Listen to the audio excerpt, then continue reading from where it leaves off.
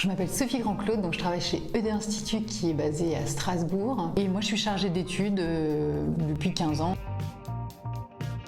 Voilà, par une autre personne avec qui on a pu travailler, moi j'ai pu entendre parler de Codico. Je me suis dit, je pourrais partir toute seule en tant que bénévole volontaire. Je me suis dit peut-être que ça peut intéresser d'autres personnes au sein d'ED Institut. Deux autres de mes collègues étaient partants pour cette nouvelle aventure. Pour ma part, j'accompagne Tajeddine qui vient du Soudan, donc il a 35 ans et il est arrivé en France il y a un peu plus d'1 an et demi. Donc il était très frustré de vivre en France et de ne pas mieux apprendre le français. Donc à travers Codico, j'ai essayé de l'accompagner du mieux que je peux.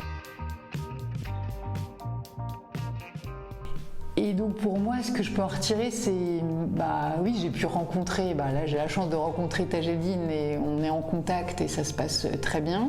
D'être confrontée aussi à la vie qu'elle a pu avoir avant jusqu'à arriver en France et le fait que c'est pas si simple en fait de s'intégrer, même si on a le statut de réfugié, la porte n'est pas ouverte partout.